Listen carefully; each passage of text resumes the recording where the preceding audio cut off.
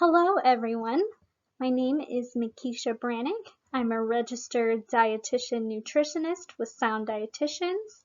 It is June 2020. It is the start of our summer vacations. So today we are going to be talking all about how to plan and prepare healthy summer snacks.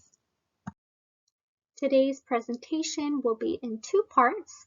In part one, we're going to briefly discuss the benefits of healthful snacking. I'll share some quick tips for our picky eaters, and we'll review some general summertime snack hacks. In part two, we'll transition into a live action cooking demonstration where I'll show you how to make 3 fun, healthy recipes. Today's featured recipes include a sweet watermelon pizza, a tropical mango ice cream, and a frozen yogurt bark. All of today's recipes are gluten-free, but on your recipe cards I will be providing tips for substitutions to make our watermelon pizza and our frozen yogurt bark dairy-free.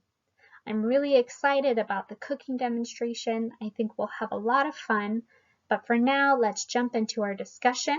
We're going to start talking about some of the benefits of healthful snacking.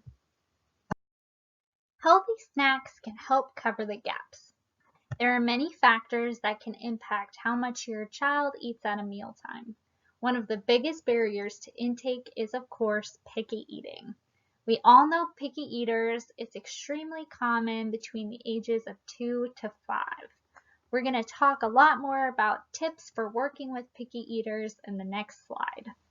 Another factor that can reduce intake is simply stage of growth. So for kids ages 3 to 5, they tend to have large increases in their appetite and their intake right before a growth spurt, and then a subsequent decrease once that growth spurt is complete. Another factor being environmental distractions.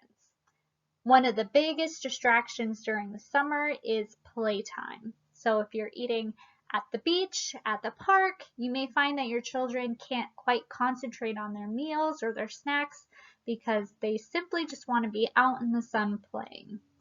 And finally, for kids all the way up to age 10, they're just not able to eat large portions.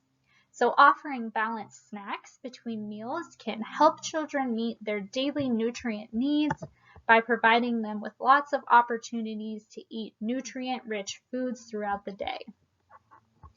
Balanced snacks can also help encourage intuitive eating, or in other words, encourage your child's ability to self-regulate. Research has shown that children have a natural ability to self-regulate their caloric intake. So, when provided with healthful food throughout the day, they will almost always eat enough to meet their energy needs. As a parent, your job is to decide what food and when that food will be served.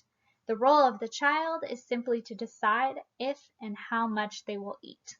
This is the principle of division of responsibility, and it really encourages your child's ability to eat intuitively. All right, let's jump into our quick tips for picky eaters.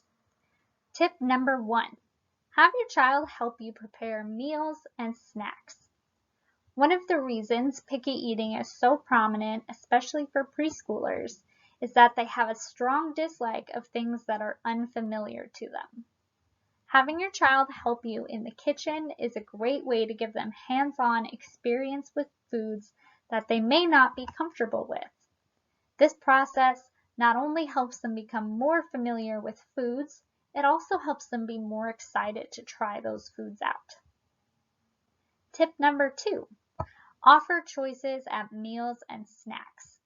Another reason picky eating is so prominent is that kids have a strong desire to be in control. Offering choices, for example, giving them the choice between broccoli and carrots, helps them feel they're more in control of what they're eating and can get them more comfortable with trying new foods. Tip number 3, offer the same foods for the whole family. It's very important that you are role modeling food to your kids.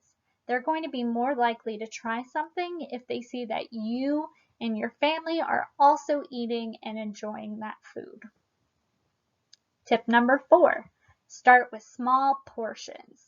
We do not want to overwhelm our kids with large portions of foods that they're not quite ready to jump into yet. So starting with a small portion is a great way to make sure they're not being overwhelmed, they can get a good taste, they don't feel that the food is being forced onto them.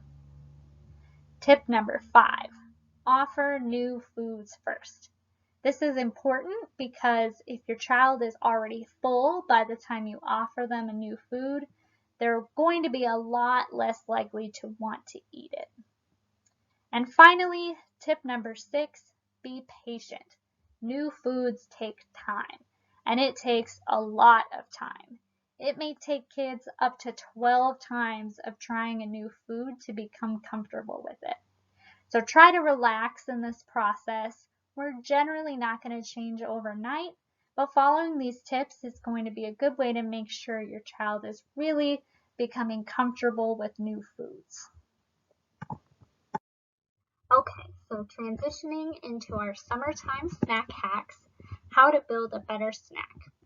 I recommend emphasizing fresh and frozen fruits and vegetables, fruit canned in 100% juice as opposed to canned in syrup, salt-free nuts and seeds, reduced fat cheese and yogurt, this also includes milk, whole grain breads, crackers, and cereals. So I recommend emphasizing these foods because they provide protein, fiber, and complex carbohydrates, which work together to keep your children full and energized throughout the day. On this slide, I just wanted to quickly provide you with a handy-dandy formula to help you think about how to build a snack. So I recommend pairing a protein and fat-containing food with a complex carbohydrate.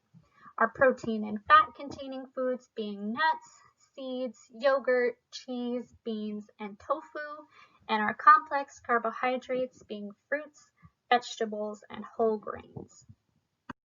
So I wanted to provide you guys with some simple ideas for snacks that embody that principle of pairing a protein and a fat-containing food with your complex carbohydrates. So if you look, for example, at the third option here, we have sliced peaches and cottage cheese. Our sliced peaches being our complex carbohydrate and our cottage cheese being our protein and fat-containing food. Note that the ratio does not always have to be 1-to-1. You can pick one protein, fat-containing food and pair it with 2 complex carbohydrates. For example, your crackers paired with your veggie sticks and your hummus. So we have 2 complex carbohydrates there. But feel free to use any of these suggestions for snacks. They're all really well balanced. And you can swap items in or out as go with your taste preferences. For our final snack hack, try out a self-serve snack station. It's a bit of a mouthful, but as you can see pictured here, it's simply a drawer, a box in which you keep your pre-portioned items.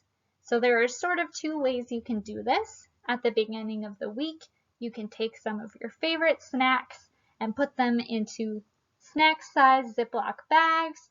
You can also utilize your favorite pre-packaged items. Mine include cheese sticks, hummus cups, and yogurt cups. So taking these items, putting them all in one place so that they are ready for you and your kids to grab throughout the day. This is great if you do not get to work from home, and also great if you are just heading for a day out and these items are simply available for you to grab. All right, so that is our final tip for the day. We're going to transition into our cooking demonstration. It should start immediately, but if it doesn't, go ahead and press your space bar. All right, I'll see you there.